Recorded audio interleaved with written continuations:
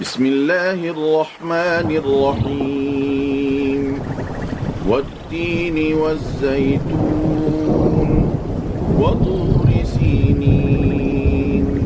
وهذا البلد الأمين لقد خلقنا الإنسان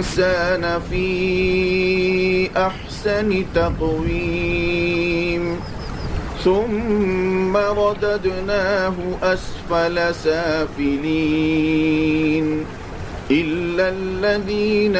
آمنوا وعملوا الصالحات فلهم أجر غير ممنون وما يكذبك بعد بالدين